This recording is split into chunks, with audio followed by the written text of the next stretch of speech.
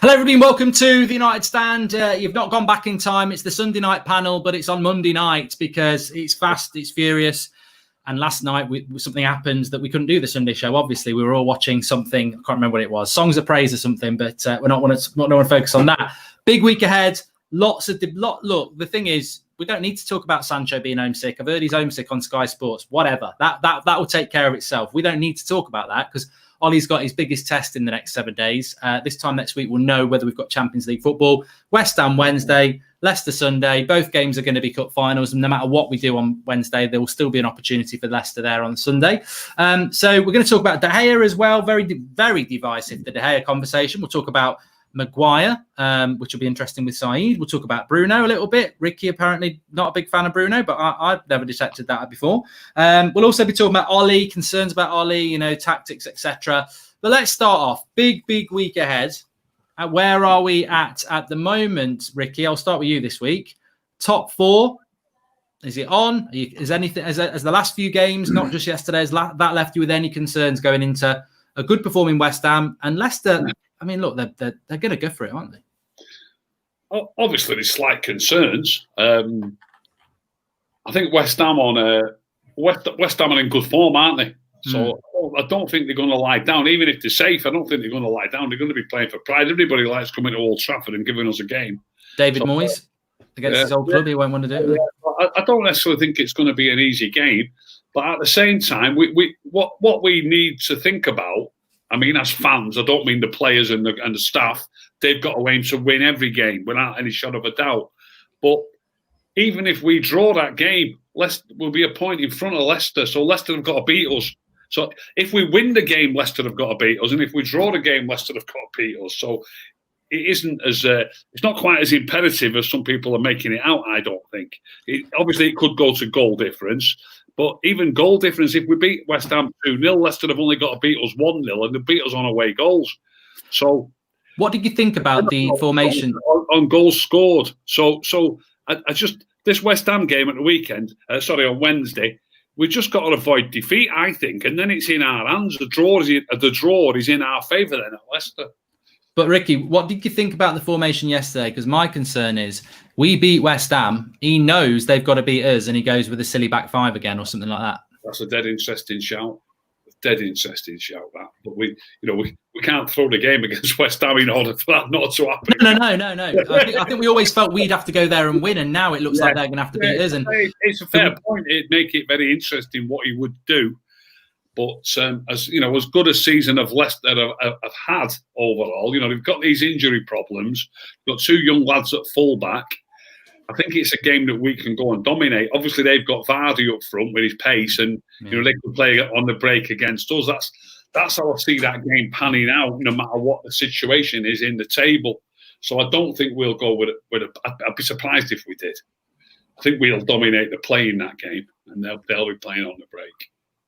Adam, the formation yesterday, your thoughts on that, and is that something that with and also the same question, the team hasn't played particularly well since Villa. Really, we've started all those games badly. Are you still very confident that we will get top four from these next two games, or has it left you a little bit worried about some of the tactical decisions, some of the performances, some of the general not attitude but demeanour of our play at the moment that seems a little bit off? It's all on the mentality side of it, mate. We know these players know what they've got. I am slightly concerned because Ricky said they're a draw. It's all in our hands no matter what happens in it. But I'd rather be United having to win a game, as crazy as it sounds, than a draw is okay. I'm just not comfortable with United needing a draw. I don't think we can play to it. I really don't. It's the formation yesterday, pretty much. It was just Ollie trying to be too clever for me. He was just trying to be way too clever with it. And you know what? Lampard's not stupid. I said it yesterday. I said he's played the same formation. He tweaked it even more yesterday. I don't want to go into detail about it, but Lampard's been beaten 3 times by the same formation. And, sooner or later he's going to figure it out, innit? And he did. He figured out where the weak point was in that formation. And for me, the players have got a big reality check and a big mentality check now, because Wednesday I'm expecting a reaction. I really am. I want us to go out there and just attack West Ham. because there's no point in trying to be clever anymore about it. You play to your strength. It's clearly not defence at the moment.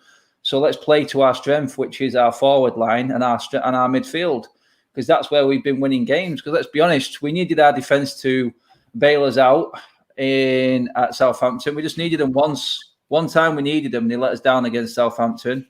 And then yesterday, they completely let us down again. And all of them, wasn't it? The whole back five and the keeper. None of them. The whole back five to have a game like that, that's the biggest concern I'm taking out of yesterday. Because every single one of them, for them all to play that bad. We played, like Ollie said in his pre-match presser, we played 2 days behind Chelsea. 2 yards behind, 2 passes behind, 2 days fitness behind, everything. It's just like we played up to it, and Chelsea were by far the better team. They had us sussed out from the word go, and we had no plan B. We couldn't get out of it, and the players just looked too far down and out before we could even think about getting back into the game. You cannot get back into a game, no matter what changes you make, who plays, when mistakes are that bad. Mistakes are just too much to recover from, and the glaring, obvious, suicidal mistakes. And that you can't compete against that. You've just got no way back. No matter what you do, what you change, or what you tweak, or who you play. If you're all making mistakes, and every single one of our back five was playing shocking, there's no chance. There's absolutely no chance. The forward line can only carry this team for as long as it can. And you know what? It's just starting to run out of steam right now. So when the forward line has a bad day, which it has done, that we need the defence to sort of hold out and just give us a chance. It's just let us down. And that's the major concern. Mentally, I want a reaction on Wednesday, because I will not be happy, because this top four hasn't been given to us on a plate. We're being drip fed this top four in our sleep, mate. It's that easy. If we don't take advantage of this, then the questions, I would seriously question the team, the management, everything by the end of this season, because it's just that simple. There's no one else. I've never seen Chelsea or Leicester just completely bottle it like they have in the league. One-off games in the FA Cup aside, yeah, but Leicester are crumbling big time. They're absolutely crumbling. And Chelsea are hit and miss as well. And if we don't take advantage of this now, then the massive, massive questions are going to have to be asked, because it's inexcusable if we don't get top four now. Pressure is on, Saeed. It is. What are your thoughts about it going into these last 2 games? I mean, look, we could lose to West Ham and it's still in our hands, because Leicester have played a game more. So if we beat them, if we beat Leicester, we're basically in the top 4, regardless of the West Ham game. And the West Ham game could present problems, because we might get a point or a win again. I mean, actually, goal difference is the same. So if we beat West Ham 2-0, but Leicester beat us 1-0, they spin that goal difference around and we're out. So how are you feeling about it? I mean, it's in our hands. It's in our hands. Yeah. I think it's always been our hands, Mark, to be honest with you. And I think, you look at, I think I'm going to agree with Adam on that. We have to win both games. I don't want to be drawing. I don't think Ollie's tactically, inept to draw. I just think, yesterday for me, absolutely threw the players under the bus. Honestly, I couldn't believe it. Like, Daniel James has not played since the restart, and then you tell him to play in that position there, which Ricky might say he had a good game, but for me, he looked lost out there. Rashford looked lost out there. I know, Ricky, you're coming in. For me, Daniel James looked lost out there. Yes, you can talk about, there's 2 moments in the game Bruno Fernandes puts him in, and if he scores them, you're talking about a world-class, move from Daniel James and his world class and all that. But for me, Ole Gunnar Solskjaer went for a back 5. For me, I don't know what he was doing. That you go and play. I don't know if you've seen it in the game, but I tweeted out there: don't fix what's not broken. You've been playing a 4-3-3 system, yeah. That's worked out for you. We've been enjoying it. Bruno Fernandes looks lost right now. I don't know if you know this guy, but Bruno Fernandes looks lost. He's coming forward, then he's coming short. He's getting defensive midfield role, then he's playing as a false 9. I don't understand it. Then you got Fred, yeah. For me, I feel sorry for Fred, because he's been our best player for the restart, and he didn't know what to do. He absolutely did not know what to do. We didn't need 3 centre-backs to control Giroud.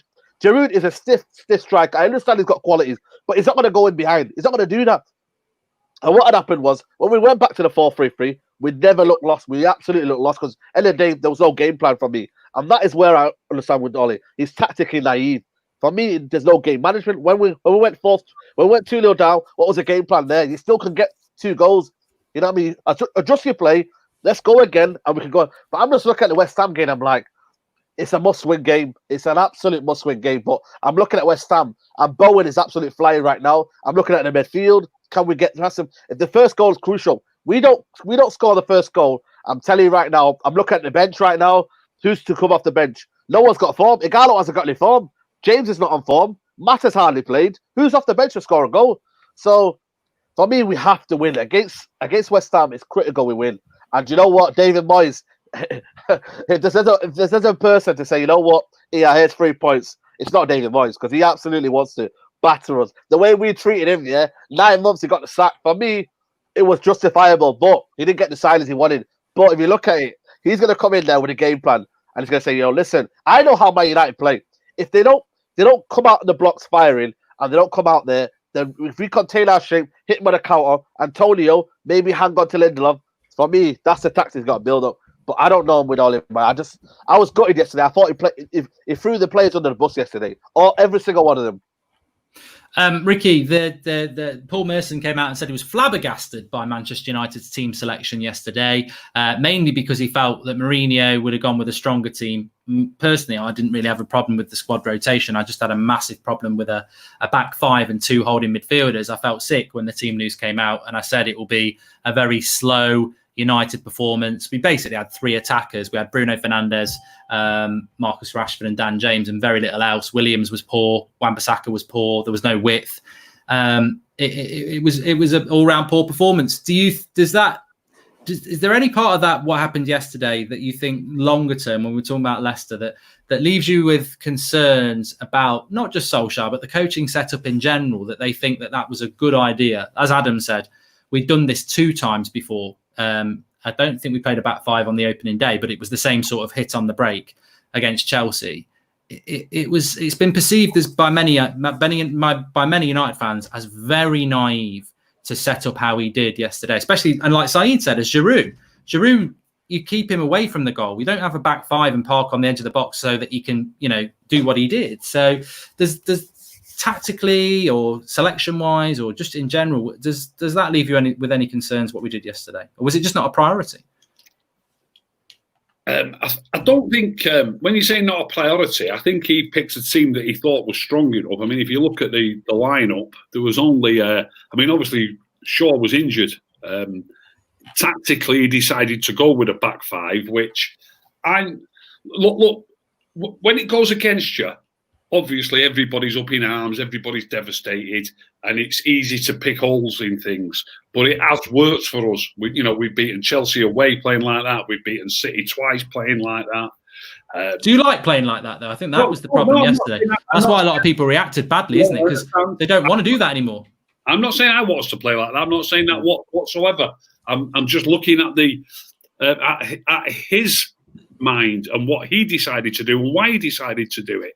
And I don't think that there should be quite as much blame on him for trying it again when it's worked so often before. But it was the actual personnel selection that I think let him down. I said, when the team came out, I tweeted out there, I just don't see us getting out because we haven't got Marshall to hold the ball up. And look, even if people might say, somebody said to me, it didn't change. Well, he came on the pitch, Marshall, and they scored straight away. Then the second half started and they scored straight away again. So it wasn't really going to work, was it? You know what I mean?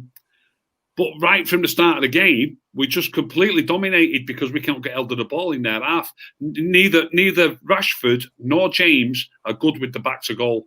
Marshall's the main man, and if they don't understand that, I don't get it.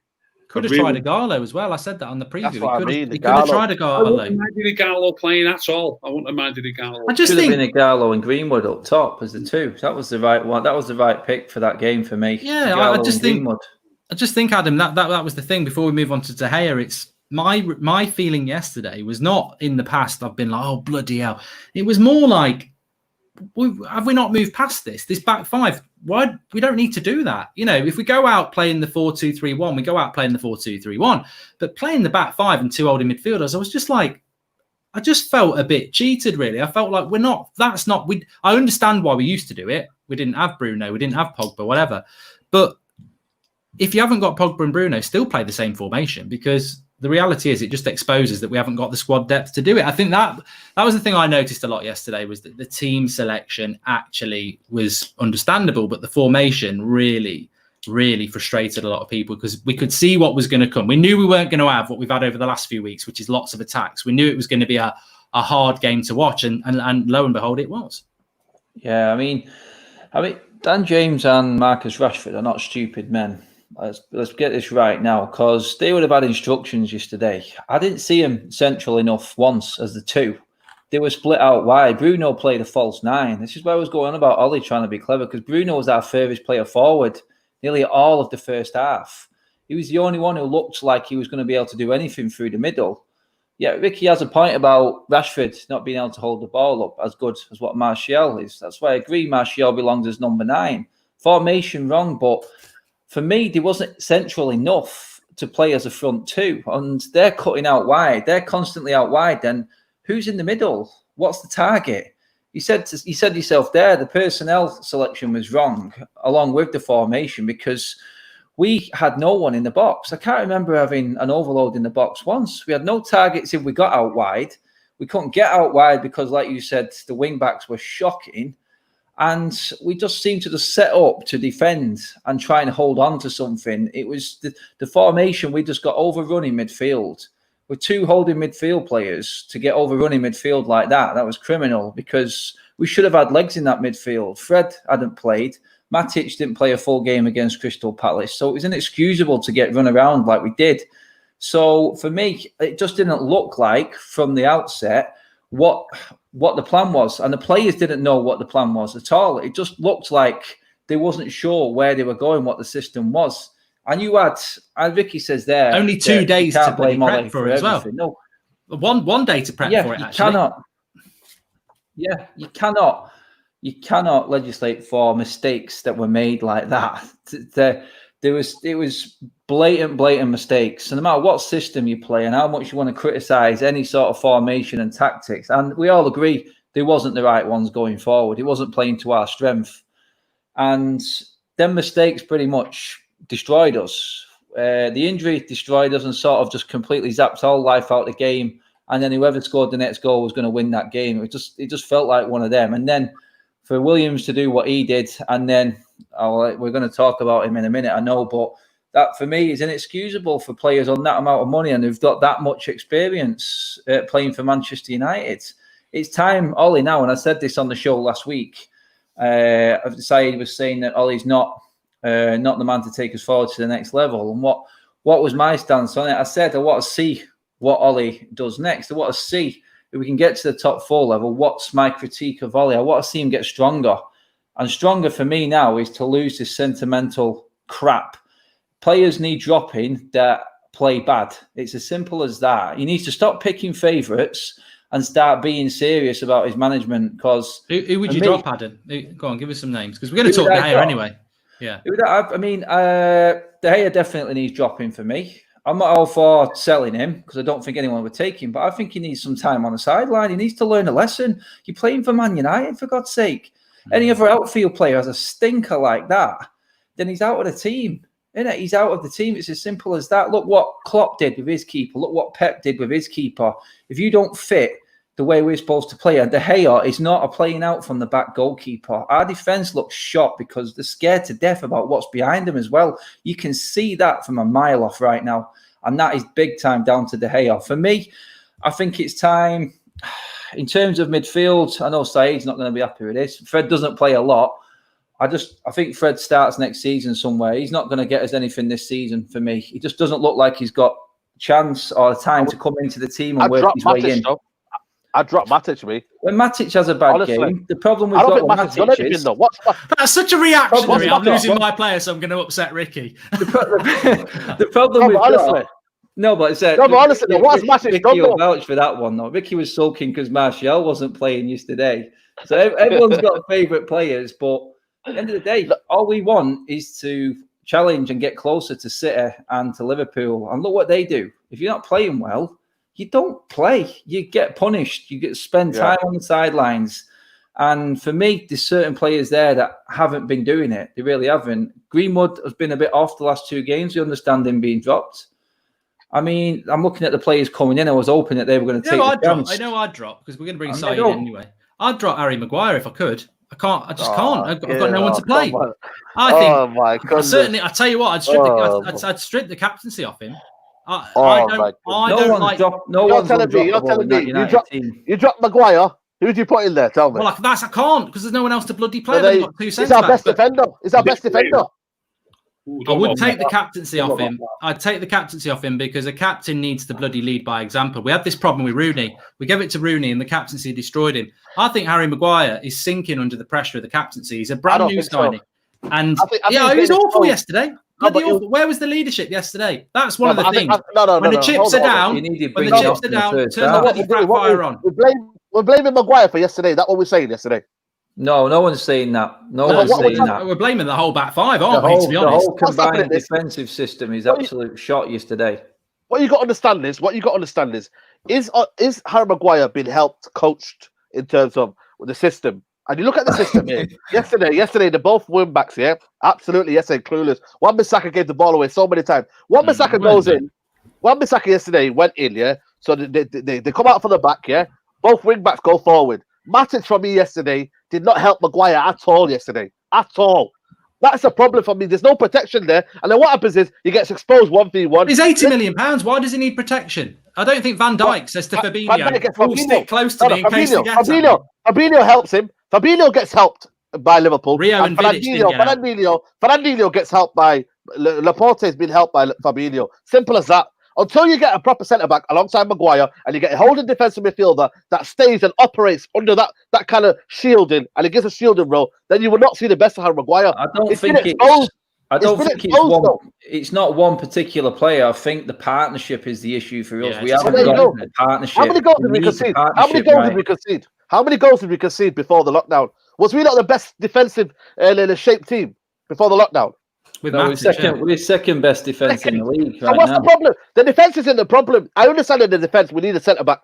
I understand that. But for me, there's bigger problems out there. When we go to the press, we're left exposed all the time. And I don't know if Ole Gunnar Solskjaer is not a defensive coach. I don't understand if they're not training ground, they're not working on the shape. I don't understand it. But we are going forward, we're fluid. But when we're going back here, we're always getting exposed. I don't know if Matic is even mobile enough. I don't know. That's why I would operate Fred there. Fred is quick on the ball. He's quick to the feet. He will get the sense of danger. And that's what we're doing so well. I just think Matic looks leggy now. And Harry Maguire is getting exposed. And until you get a proper centre-back next to him, honestly, you'll just see the same problems again and again. Go on, Ricky. I really do. Ricky, you have your say then. We'll come back to De Gea, but we can do the Maguire thing now because I personally think that Maguire yesterday, him and Lindelof, they cost us 2 points against Southampton. And yesterday, they mirrored each other. Look, De Gea's mistakes down to him. But the other two goals, they're both crosses in, where two centre-backs let a forward get in front of them. One of them's Rudiger. Was it Rudiger from Harry Maguire? And it goes in off his foot. And then Giroud for Lindelof. I mean, they ain't Jamie Vardy. These are slow players. One's a bloody centre-back, and they're getting ahead of our centre-backs. I think the basics of our centre-backs since lockdown have disappeared. Harry Maguire is being done in the air. He's being done on the ground. He's guiding players down the middle when he ain't got the pace to cover it. Mark, you got to be fair though, Mark. You got to be fair. He's not playing well though. He's not playing well. Against Crystal Palace, did you not see that sliding tackle? For me, that's a game changer sliding tackle against Zaha. But we're not going to talk about it, are we? We're not going to talk about that then. Nutmegged against Bournemouth in his own box. But you didn't know. But you're not going to get your boy Luke Shaw when he was out of position. I'll tell you what. If Luke Shaw had played yesterday, we wouldn't lose that game. Luke Shaw. He ain't going to let bloody what's his name on the first goal run past him. He ain't going to play the ball inside. So that's 2 goals we've stopped straight away. Oh, you know what? Yeah. Ricky can talk. There's only 2 players who are irreplaceable in that team. And when I say irreplaceable, the jobs that they do, we haven't got other players that can do those jobs. At the minute, because of injuries, you might include the centre-back. But when we've got a fully fit squad, Nemanja Matic and Anthony Martial... It's awful, Ricky. I've had enough of Matic. It's awful. What did he do yesterday? Ricky? Ricky, what did he do yesterday? What he did yesterday, Saeed. I don't care. No, but when was it? When was the last time we had a good game, though, Ricky? You have to bring up yesterday because it's been our worst performance the whole second half of the season. Yeah, but you know when Matic came on against Palace.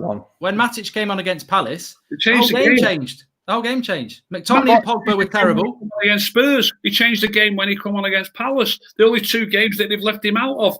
They left him out of the cup tie at Norwich. They brought him on when it was 1-1. Matic. No.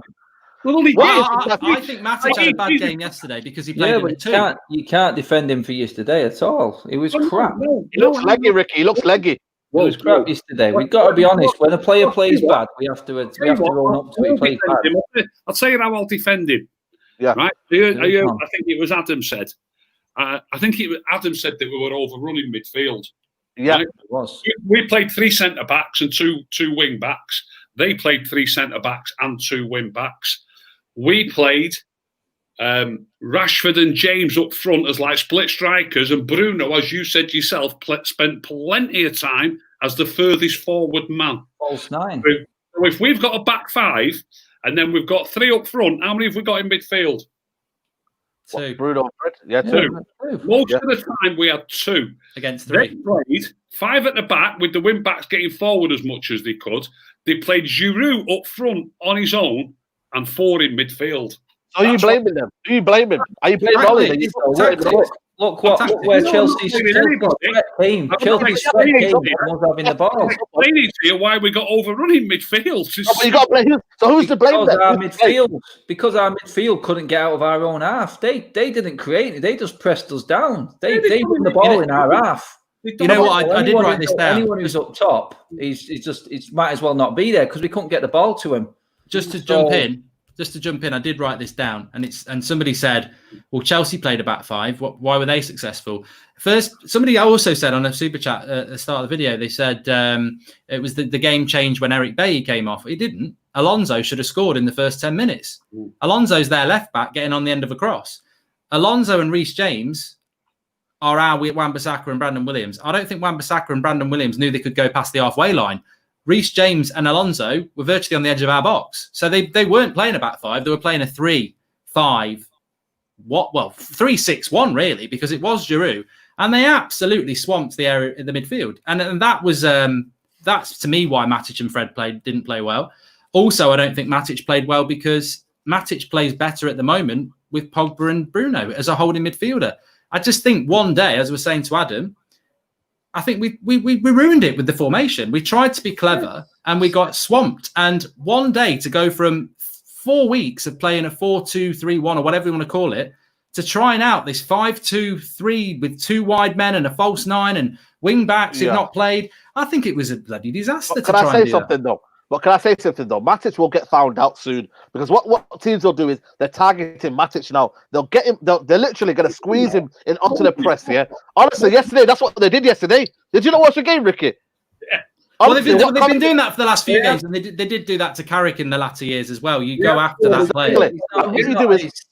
The only reason, like Ricky said, then the 2 players. I don't agree with the 2 players because if you're ignoring Bruno, then you're just delusional for me. Bruno starts every single game. He's the first name on the team sheet for me. Because like Marcus said then, Matic plays well. Why? Because he's got quality in front of him. You take them away from him and he isn't good enough to cope with it. Why didn't we play well at Crystal Palace then with Bruno and Pogba in the team and then we started playing well when Matic comes on? Explain.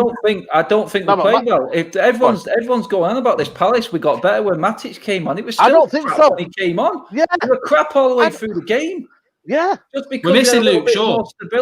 We had a little bit more stability because Matic, like you said, and I'm not taking this away from him, is the only out holding midfielder. When you play players that are not used to playing that system, you've got to expect what happened. And this is what I mean. When it gets so far into a game, it's so hard, no matter what changes you make, to try and turn it around. Luckily, at Palace, we were 1-0 up. If we'd have done exactly the same thing and we'd have been behind, I don't think he would have changed the game. I don't think we can get back because Matic's stability, he's not a game changer. Matic plays and he has to start because he's the only holding midfielder. He's not going to come on and win us a game. Against Palace, this might have happened if we were 1-0 down or no matter what the score was. We happened to be 1-0 up and they were pushing. Matic won the ball on the edge of his own box. He passed it out to the wing. He strolled forward. He got the ball back. He gave it to Rashford. Rashford did his magic. We ended up with a brilliant goal. I said this when he come on at Spurs. Everybody was saying it was all down to Pogba. It was him controlling the game from the back that gave Pogba the chance to take people on in the box. Now, Matic's calmness and controlling the ball against Palace still gave Rashford the ball. Brilliant by Rashford, absolutely brilliant. Yeah, he wouldn't have got the ball if we didn't have Matic there. Can you remember what he did? I know. I remember the move, mate. They would not have played a 1-2 and passed the ball to Rashford. We play better when Matic plays. So you agree with me that Matic should start ahead of Tomini and Fred? It's simple. Yeah, Matic should play all the time. I'll tell you what. Let's remember when Matic came on against Palace, what was the first thing he did that everyone just seems to forget about? He lost the ball, didn't he? He lost the ball and they countered. He can't pick out just the good bits, Ricky. I know. He can't pick out just the best bits. We have to be honest. He's not one of them players who does not make mistakes. You cannot. I'm not having it. Ethics, but there's no point in putting. It's like you're saying, but like Pogba got caught on the ball twice. You know what I mean? Yeah. Bruno's faults are that he's playing too many winners. He tried to play one winner. The ball ended up in the back of our net. If Ayew hadn't cut his toenails that morning, it would have been a goal for them. So they've all got the faults. So I'm not saying Matic does everything perfect. He does get caught on the ball occasionally. Bruno gives the ball away occasionally. Pogba gets caught on the ball occasionally. Yeah. All we know is. But to actually say that there's only 2 players who should start every game is just beyond me. You're joking, me. How you can ignore Bruno from that is beyond me. He's just beyond me. I'll tell you what, though, plays better with his better players around him. It's simple as that. We need to move the conversation on. But there's a very good comment below. Foxy7674 says Luke Shaw is missed by United to work as a partnership with Rashford. Encompassing what all you're saying, defending Harry Maguire, defending Matic, I think Matic is comfortably our best centre defensive midfielder at the moment, but I would like to buy one. We are vulnerable to the press. We saw it against Southampton. Palace don't play a bloody press, but they did because they knew we were vulnerable to it. And Chelsea did it in their own way as well. If you're Matic, who's not particularly quick, and your Harry Maguire is not particularly quick, and your Lindelof is not particularly quick, you've got a goalie behind you. You've got a goalie behind you you don't trust. And then you've got Wan-Bissaka out of form, and you've got Brandon Williams, who is out of form, and Fosu Mensah, who's only just coming back. What we've desperately missed is an informed Wan-Bissaka who's playing terrible, and Luke Shaw. Because every game I've previewed up until yesterday, I've said Luke Shaw and Aaron Wan-Bissaka will be on the corner of each penalty box in their half, giving up an option to Rashford, to Bruno, to Pogba, to Matic. They get forward, and it gives us so many options. We can't get up the pitch because Luke Shaw's not playing, and Williams and Fosu Mensah can't do it, and Wan-Bissaka can't do it at the moment. And if you are Bruno, or you are Pogba, or you are Rashford, or you are Martial, the last thing you want is the ball into your feet with your back when you don't know what's going behind. We can't get the ball out. That's the problem with United at the moment. We can't get the ball out. And Luke Shaw is a massive, massive loss because he has been one of our informed players. And actually, Wan-Bissaka's a big loss. He's not injured, but his form's gone off the bloody planet. So when you're being pressed, you either go down the right, you go down the left, or you go through the middle. Everyone knows we're going through the middle because we can't go down the right or left at the moment. And Matic is slow. That's what I'm on about. Matic is not being helped by the system in terms of when Luke Shaw and Wan-Bissaka go forward, Harry Maguire gets exposed because Matic can't cover the ground quick enough. And that's simple as that. And when it's getting pressed, and when we see the more of the press game, I'm on about the press game. And when there's better teams and better opposition, I thought we got away with it. Against Aston Villa, they tried to press. We got away with it. So what I'm trying to say they didn't have a cutting edge, did they? What worried me yesterday, and I said it on my match reaction, is I said it in the first minute. We lost today because that's the best team we bloody played. Like, we've been messing around with mid-table clubs. We've been messing around with teams at the bottom. That's the first good team we've played, and we got absolutely battered. But let's do the De Gea thing. So Adam said he'd drop De Gea. Saeed, where are you on De Gea? I personally said no. But a lot of it for me is because I just love David De Gea. It is just loyalty for me. I don't disagree with people who want to drop him. I just wouldn't. I don't think Romero's better. I don't think João Pereira's better. I don't think Lee Grant's better. I don't think anyone's. I think it'll be crazy to drop David De Gea right now in terms of I don't think Romero comes in and does a better job for me. I looked at that Norwich goal, and for me, Cantwell is a simple. For me, if David De Gea made that, what Romero did, yeah, we'll be crucifying him. Let's be real out here. You know what I mean? So I just look at this is the situation with David De Gea. For me, Dean Henderson is good, yeah. But when you become Man United #1, there's a mental strength here. You've got to be mentally strong. Every single save you do, every single key save you do, it's going to be magnified to the extreme length. And I look at Dean Henderson. I think he's good. But what Dean Henderson needs to do is, and what Ole Gunnar Solskjaer, if he's the manager next season, or the board needs to tell Dean Henderson, listen, you are our #2 keeper. But what you will do is when David De Gea makes a mistake, you are coming in right now, straight away. I don't care if it's a mistake. I don't care what it is, yeah? But you're coming in, and then until you become poor and you gather yourself form, then you keep that keeper. And it's up to David De Gea to say, you know what? I'm going to get your position off you. I'm going to show that in a certain game why I should be in that team. And that's how it's going to work. David De Gea has never had competition. Never. Let's be real. Romero's never been a competition. Pereira's never been a competition.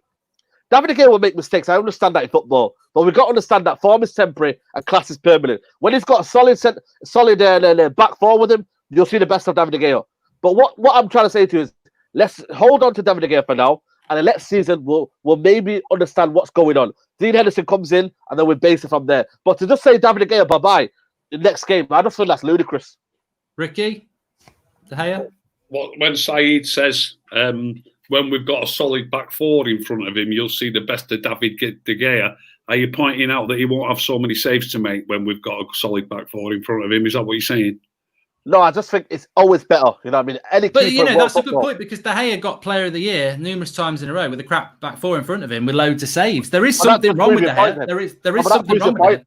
Have we overestimated? Have we expected too much from David De Gea? You know, he's done all this for us, yeah? When is it time for Man United to be going on the side of the pitch, yeah, and scoring goals? Yesterday, we should have scored. We should have been in the game yesterday, but we didn't. That's the bottom line. We can't be relying on David De Gea every year. It should be the underside of the pitch that we should be focusing on. We might concede 2 goals, yeah, but we need to be scoring 4. This is how it works, football. You're going to concede goals. I understand it. You're not going to get the best keeper in the world right now for me is Oblak. You're not going to get better than that. Yes, he concedes goals, but you got to understand football is about scoring goals. I understand you can concede goals, but we need to be attacking more, and that's a problem for us right now. Yeah, you can say all that. I understand that, but everyone's sort of just going back to what De Gea was doing 4 years ago. You know, when he was hitting his 4 seasons in a row, Player of the Season, and everyone's forgetting what he's doing this season to us. I mean, we keep De Gea, it's quite clear we're never going to challenge City or Liverpool. I just think no player is undroppable in that Man United team. One thing De Gea doesn't do, he doesn't command his box, he doesn't come off his line, and he fills the defenders with no confidence. And then if you take his shot stopping away from him, which has gone, I don't care about his camera saves that he does just to make it look good. He's just not got it this season. Something is mentally wrong with him. You mentioned it then, mental strength, again, about a keeper coming in. Well, De Gea hasn't got mental strength at the moment. Something's gone wrong. He's not lost his ability. I'm not saying that. He's not lost any of his athleticism. None of that has gone. That's not left him. So where is it? Where is the problem? It's there. He has now lost it, and he's going to struggle to get it back. We're not going to get any further with De Gea in this team now. It's quite clear because, like you said, with a better defence in him, he may look better. We're expecting him not to have many shots against him, but every time we get a shot against us, and it's not a lot, it goes in. Ultimately, it goes in all the time. He has to be doing better. And it's not all about the shot stopping. It's about giving your defence confidence. If I was a defender and my keeper came and cleaned me out for a ball in the air, I'd feel a lot better as a centre-back knowing that keeper's there and he's going to dominate that 6-yard box. He doesn't dominate it enough for me. And like I said, De Gea going forward, I just don't see him getting any better. To be honest, he's not going to get any better now. He's not in the top 5 goalkeepers in the league for me right now. I really don't think he is. And you know what? There's better keepers out there than him now. And he's not the best anymore. He used to be the best, but now he's not. Ollie goes on like he's still the best keeper in the world. He's not there. And like you said, Said, he's got no competition. Well, I think Romero deserves a chance. I really do. Because Romero will come out and catch a ball. Romero is better with his feet, in my opinion. De Gea's ball play on the floor is not happening. He's just not got it. He can't pass. He can hit a decent long ball every now and then, but when you're playing that ball around, tell me your heart isn't in your mouth when De Gea's passing that ball to Lindelof and Maguire. My God, Everton. It's horrible. Yeah, it's horrible. And, you need so much more as a keeper these days. And City and Liverpool have done it. Why did City and Liverpool prioritise buying goalkeepers like they did? And look how far ahead they are of everyone, because that's the way football's played now. You need to be able to have so much more about you as a goalkeeper. And if you can't come off your line and play sweeper keeper and help that back line out, then they're going to drop especially with two donkey centre backs who are too slow. You're talking about the speed of Lindelof and Maguire. If you've got a keeper who's willing to come out of his box and help out every now and then, it makes a massive difference. I must just clarify, because Harry and Victor might be watching. I don't mean your donkey centre backs. I just mean that you're not quick. And Adam's right. That ball over the top, having a sweeper keeper like Manuel Neuer used to do. But Ricky, we didn't get to it. Would you drop David De Gea, or would you stick by him? What's your sort of future plan for him? I think something that was mentioned was Romero maybe should have done better than the one at Norwich. I'm not so sure that particular one was as bad as some of the ones De Gea has been letting in. That one yesterday, I think you would have saved that yesterday, Ricky. Yeah. I think I would have saved it. I think Saeed would have saved it. It was unbelievable. I don't think Romero's gaff was as bad as some of the ones. No, it wasn't bad, but it was bad though. It wasn't great. It wasn't great, but no, it's not up there with Watford, Everton, Chelsea, Tottenham. I mean, like you said on the player ratings, if you can, if you can think of 4 or 5 off the top of your head, then it wasn't bad. It wasn't. I wasn't just going to mention that. I was going to say the thing with Romero as well. He only comes in obviously for the odd game. So if he had a bit more stability, a few games on the bounce, you might find that is a good replacement. I'm not suggesting 100% that they do that. They must watch him in training every day. Certainly from what I've seen, I'd be tempted to give him a run. And well, there's not many games. What have we got? We've got 2 league games left now, and then the UEFA Cup starts, doesn't it? In however long that starts, 2 or 3 weeks. So maybe you're still sitting on the fence, Ricky. Are you dropping down? I would drop him, I would give Romero a run. Yeah, I would. So it's 2-2. Everybody. I mean, look, I'm happy with that. I wouldn't drop him, Saeed. I don't know whether I'm happy with that. I'm agreeing with Saeed. That's not doing much for me. It's okay. It's okay, Mark. But no, I mean, it's 50-50 and that's it. What I would say is, though, and I did tweet this today, please be respectful of David De Gea. He does deserve the respect. There's the abuse I've seen on social media from so-called United fans. I mean, and Maguire. Well, anybody. And Dan James. Anybody. Dan James, any player. Let's not put De Gea into Dan James and Harry Maguire. Critique where it's due. That's all it is. Yeah, but there's a lot of people today having a pop at De Gea who are supposedly United fans, and they've got very short memories. Look, whether he's done or he's not done, let's not be Real Madrid. Let's not be booing or criticising our greats. David De Gea is a great. Whether he's a legend, probably not, but he is a great of our recent history. He's done fantastically well, and it's very, very sad. But I have to say, when I saw that goal, I was like, I can't. There's not an angle for me to be, and I would always try and find an angle to defend him. I was like, I can't find a way. Yeah. It was an inexcusable mistake. Interesting. So a couple of bit of breaking news. Actually, I'll just read this one out. So this is coming from somebody on Twitter called Gaten5, who people are saying are credible. He says fee and clauses have all been sorted for Sancho. All that should remain is sign off by Sancho and the agent. Would be shocked if Sancho isn't a United kit in the first week of August. Now, what I would say about that is the fee has not been agreed with Dortmund. This is a leap into the dark to try and be correct. However, the second part of it, that Sancho could be in a United kit in the first week of August, this feels to me like it's a punt. He could be in a United kit at the start of August because we could do this quite quickly. But there's no way we've agreed the fee because that they definitely want 100 million, and we're going to have to barter this out for a few weeks. The second one is Guardian are saying that Pep Guardiola wants to bring Nathan Ake to Manchester City, which, you know what? Ball playing centre back, quite quick. No, he's awful. On that, this is a player that some United fans wanted at our club. No. I don't think he's that good. I think people are thinking that he's all that. He's been leaking in goals, for Bournemouth, left, right, centre. Like, I don't care if you're part of a rubbish back five. He's been leaking in goals for fun. 4-0, 3-0, 2-0. I mean, for me, Koulibaly is ready. He's there. You go and get Koulibaly. Simple as that. We ain't getting Koulibaly. But why not, though? Tell me why not, Mark. United need a centre-back. Koulibaly 70 million. He's 29. 70 million. I think what Man United got to do is We're going to spend, I reckon Man United are going to spend 250 million this summer. I really do. And we need to do that. Honestly, I'll be real with you guys. Right, look at me, yeah. Clip that, everybody. That's 250 million was That's another classic.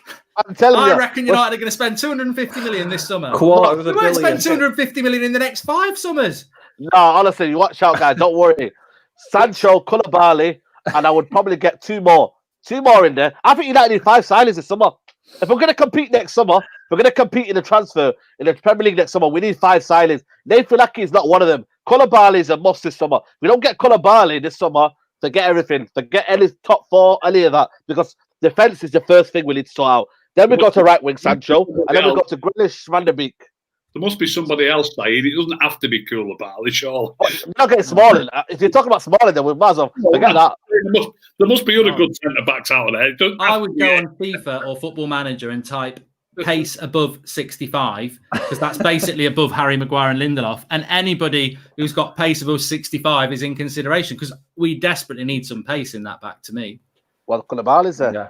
He's absolutely a monster. If you can come in there with Harry Maguire, you're looking at the 2 best centre backs in the world. That could be Sergio Ramos. Honestly, it could be Sergio Ramos, yeah, and Varane there. That could be the next 4 or 5 years. You can have oh my God. What is it? What is it? Just very quickly, I must ask this question.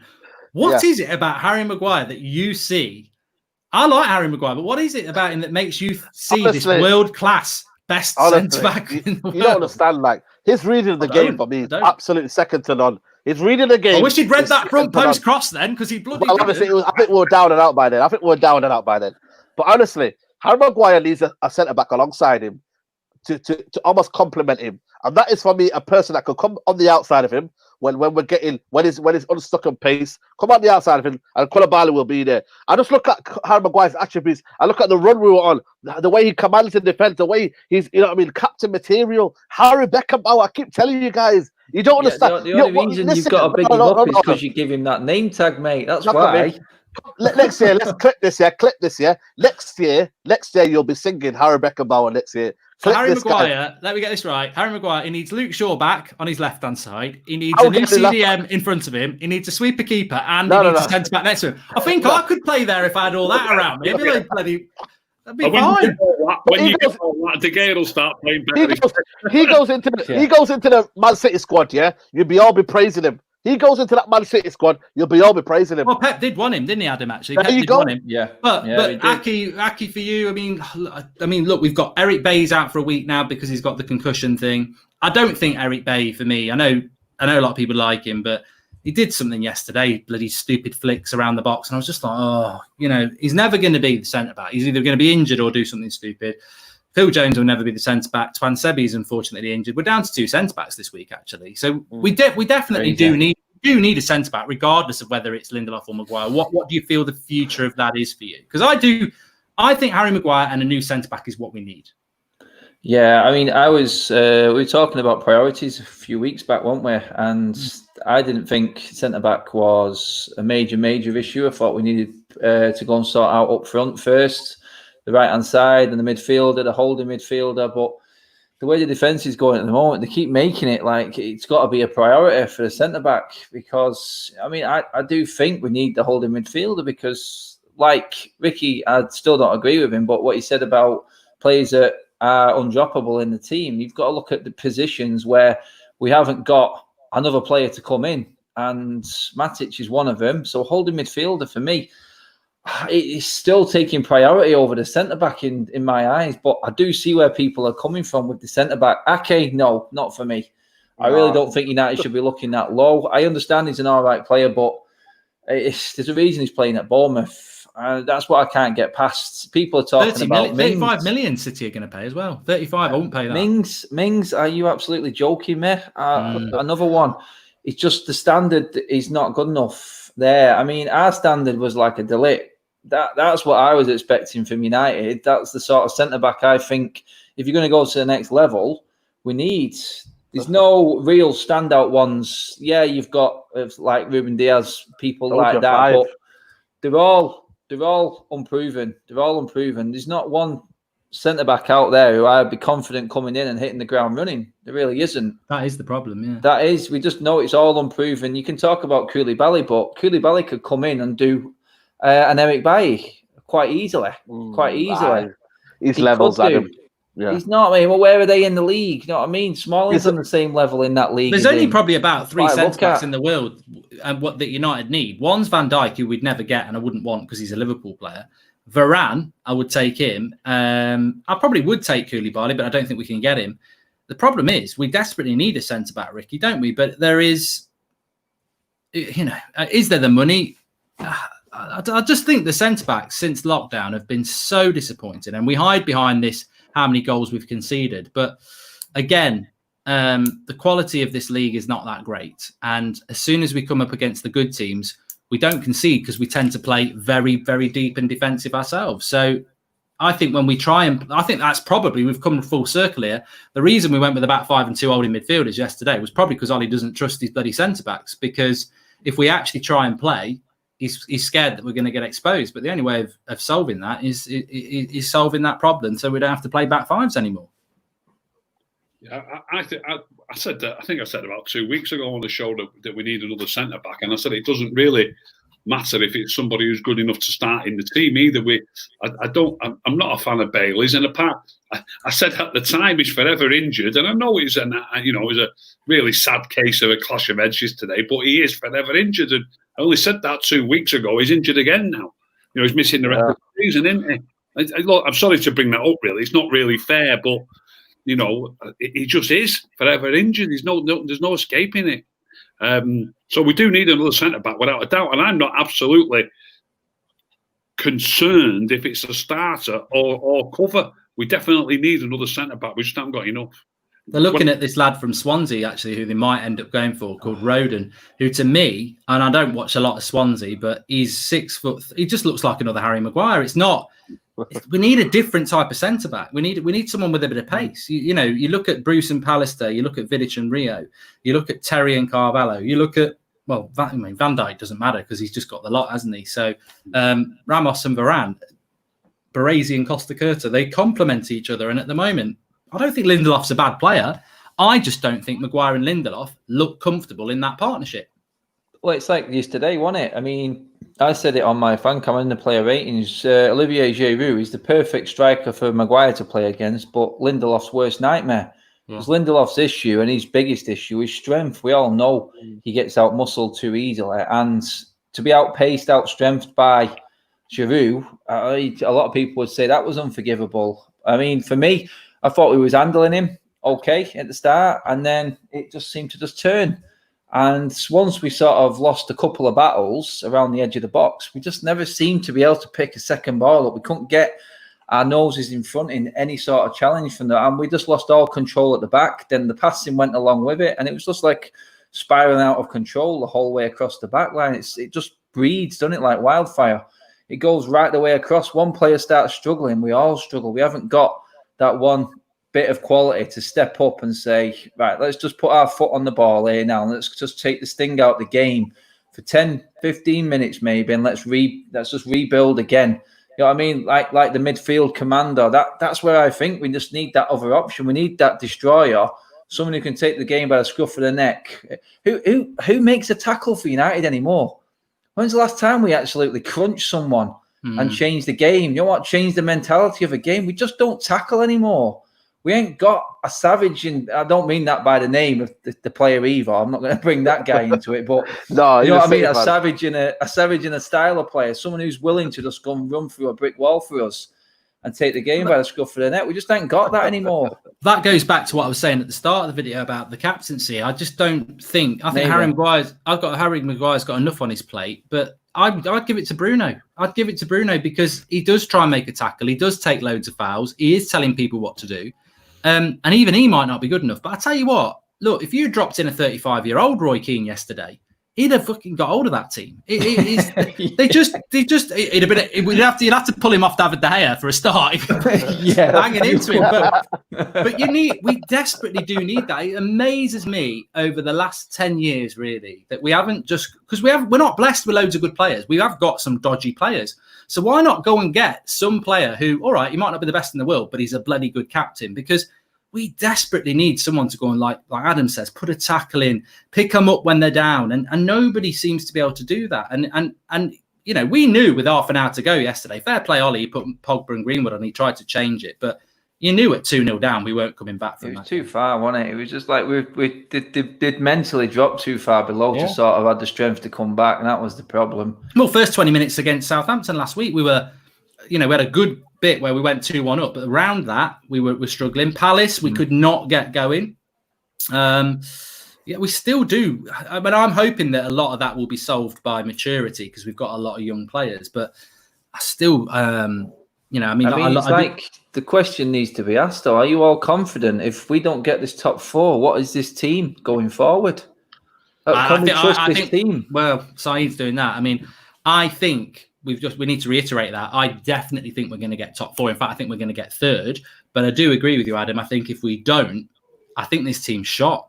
Yeah, mentally, it's got to be shot. It's the second time in a row you get into a top 4 race and blow it. I think it would be very difficult to turn that around. I mean, this is what Arsenal do, isn't it? When the pressure's off, they come out like world beaters. As soon as they get anywhere near anything of sort of that's considered to be decent in terms of a position in the league, they just start bottling it. They do it every single time.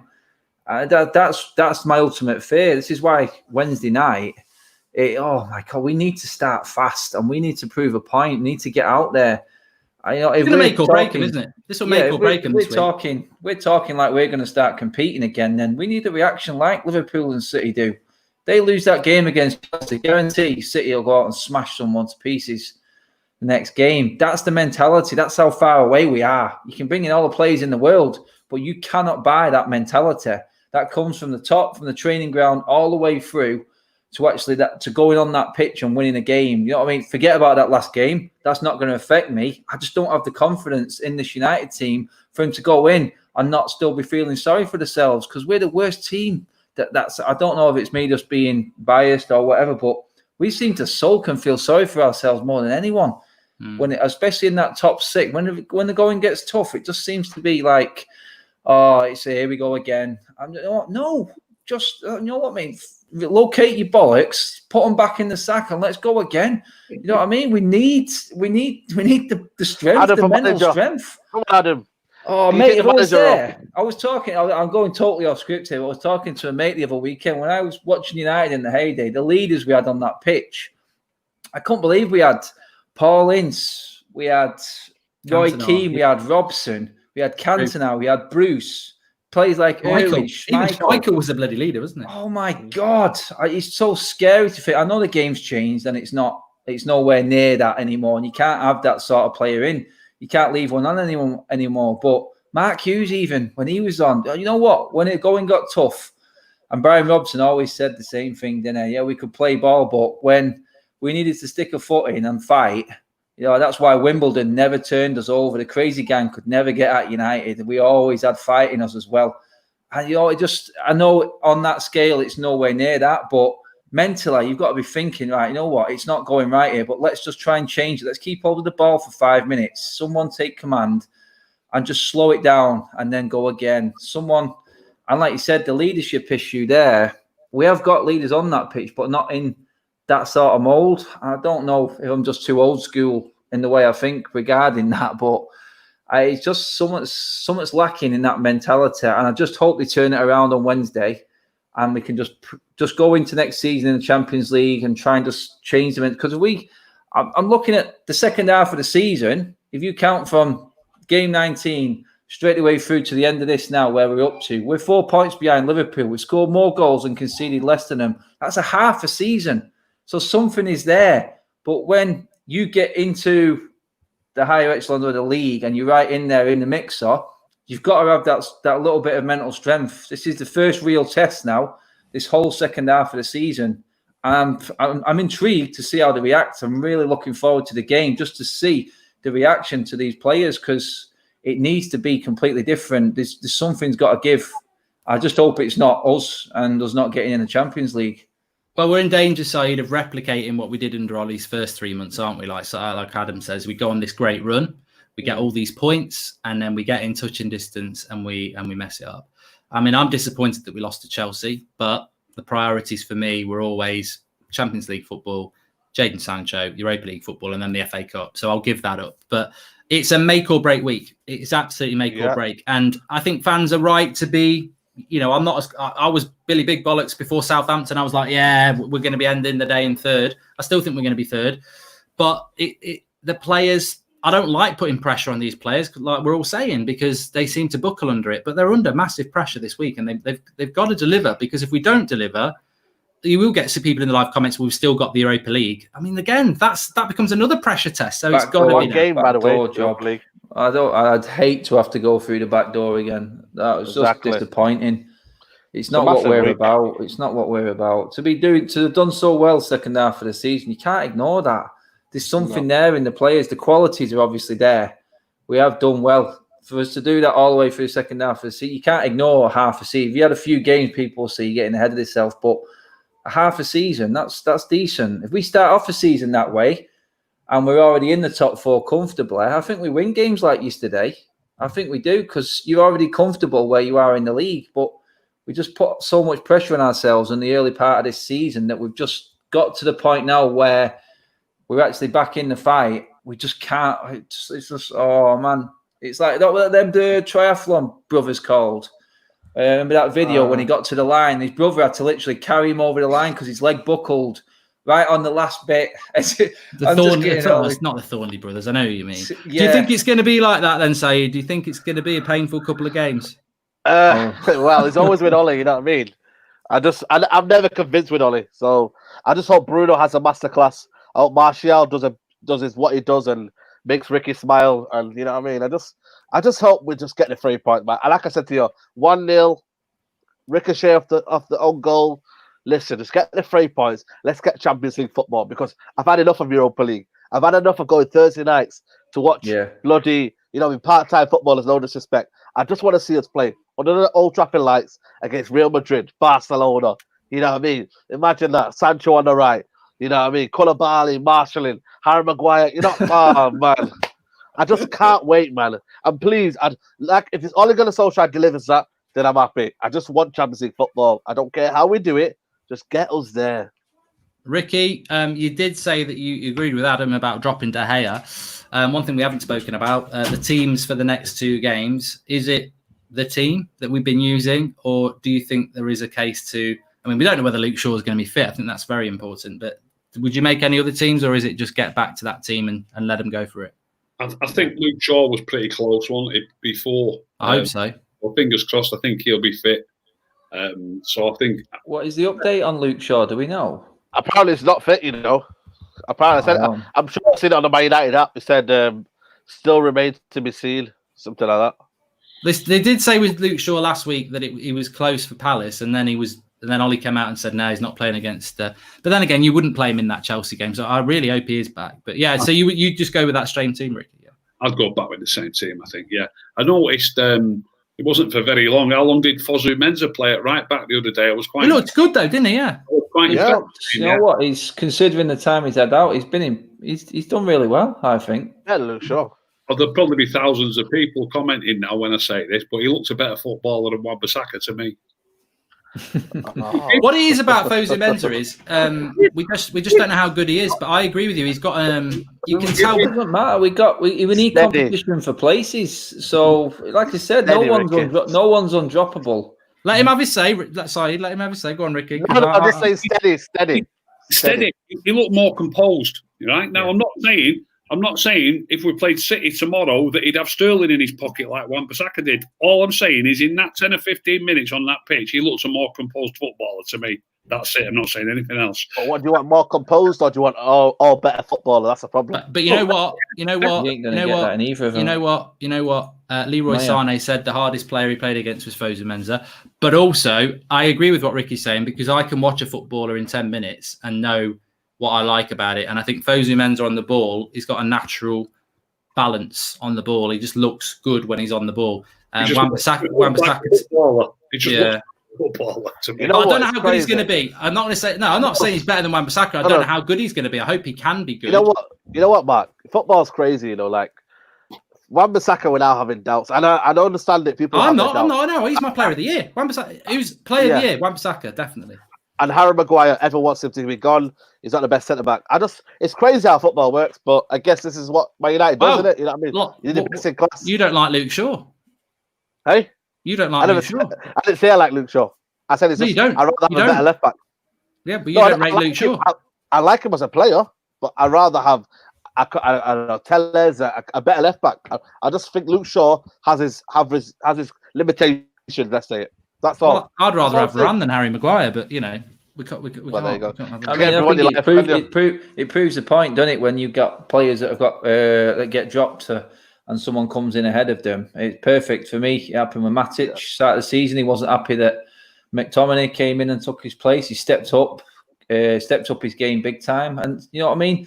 Having dropping Wan-Bissaka for the odd game for Fosu Mensah, having Wan-Bissaka, maybe he got comfy playing and being Shaw and as Williams good as he was. Example, aren't they? Shaw and Williams. Yeah, Shaw and Williams. Shaw did the same when Williams came in. Maybe Aaron Wan-Bissaka's turn is up as well. We're not saying that he's the best team for us. Wan-Bissaka starts without a doubt, but like I said before, when you don't have a good few games, there's no harm, especially in an FA Cup game.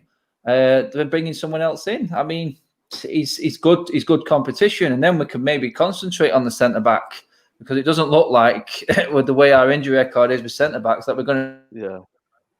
Well, you know what? So Luke Shaw can also play left centre back, you know, because he can give us some cover there. But well, I'll just say this: without Luke Shaw, no top four. So you better get fit, Luke. We desperately need you back. Anyway, If Luke Shaw. If Luke Shaw and Williams didn't get injured whatsoever against Southampton, if everything would have just been running smoothly, Luke Shaw and Williams both would have played against Chelsea, and Bailey would have been on the bench. Yeah, 100%. He would have been left, and we would have won. Luke Shaw wouldn't let Giroud bloody have a picnic and let Giroud run past him. Anyway, went from that flank where Luke Shaw would have been covering, but we'll never know now, will we? Anyway. We would have won yesterday with Luke Shaw. Anyway. Thanks everyone for watching. Make sure you smash a like on the video. I'm going to go around the guests. Ricky? Rick the Red UK on Twitter. Thanks Adam? Mad Red United on YouTube. All my socials are on that page. And Saeed? Yep, United Central on YouTube. Find me on there. Thanks everyone for watching. Always a good show. We could not do it because there was no Sunday show, so we moved it to Monday. The preview's on the channel if you've not seen it. We put that up this afternoon because there's a lot going on tomorrow. Ollie's Presser, the Flex and KG show, and tomorrow night. What's tomorrow night? I don't know what's happening tomorrow night. I think I might be doing I think I'm watching Arsenal Villa actually, but we'll see. Anyway, Wednesday night, we're all back again with the fan cams and a big game. And look, whatever. I think we're going to do it. I think we all think we're going to do it. I just don't think we all think it's going to be plain sailing. But you know what? It's going to be exciting. 2 cup finals, and they're way bigger than that FA Cup trash game yesterday. I mean, these are the real games now. Thanks for watching. Speak to you all in a bit.